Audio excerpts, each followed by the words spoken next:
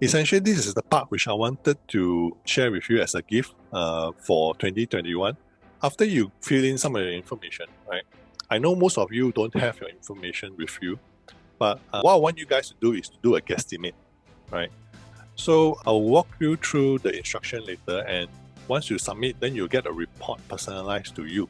In fact, this gift in our engagement with our clients, we actually charge about 1,500 ringgit. And the 1,500 ringgit is actually composed of two parts. So for this part, which is part one, this is my gift to you guys, worth 50 ringgit. So I want you guys to pay close attention if you find that this is something which is going to be helpful, or if you're in a similar situation.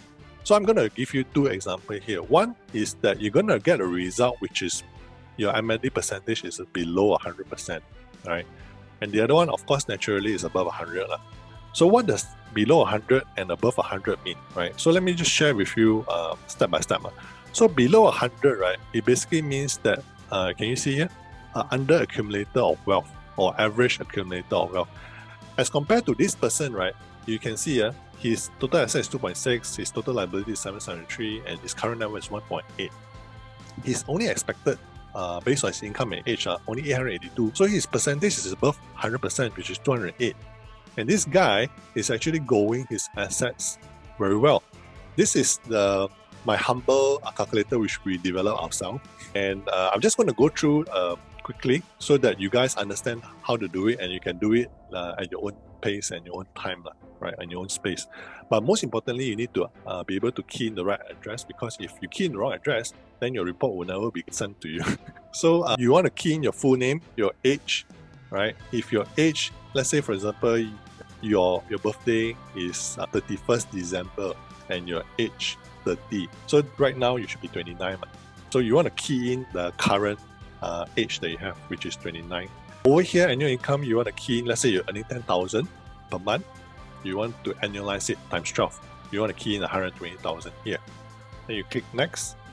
Now this part, like I said, I know that all of us don't have all the numbers with us. It's okay. Just do a guesstimate. But later, when you have your numbers more accurately, you can redo this exercise as many times as possible, right? So you want to key in your EPF. This EPF consists of your account 1 and account 2. A lot of people forget that the majority of the assets are in the EPF. So if you started investing in unit trust, share, or property, you want to put the market value. Say for example, you invested 10,000, right?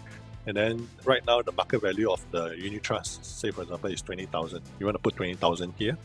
Same goes for your share, and same goes for your property. So in case some people are asking like property, what should I put? I bought it at 300,000, but the value right now is say 400,000. So you put the 400,000 amount. Anything that doesn't fall into this 4 key category, you just lump it up under other assets. Because you have your gold, your cash, some of you have Bitcoin, etc., etc. Okay, once you're done, then you go to next. This is the part where you key in your liability. Again, I know that you guys don't have the number. Just do a guesstimate.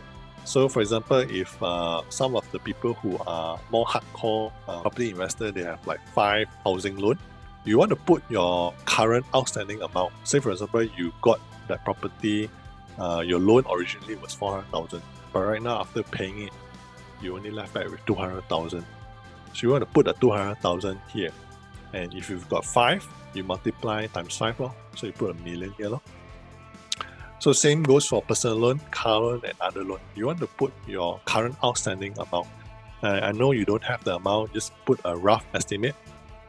Once you click submit, then you want to check your spam folder, because after 2 minutes, if you still don't get it in your inbox, you should get it in your spam folder.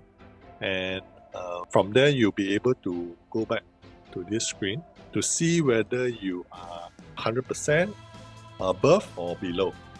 So if you guys are keen to do this exercise, if you have a QR code, you can just scan the QR code. If not, you can just type in this link. I just want to thank Casey Lau and Ian again for making it possible for me to actually share my experience and all this case study. In fact, I'm very happy, because we're all into this journey about spreading financial education and financial literacy. So thank you very much again, Ian, for having me. I'm so glad to be able to do this session with you. All right, so Kaho, I will see you again. And for the rest of you guys, see you next year. Goodbye.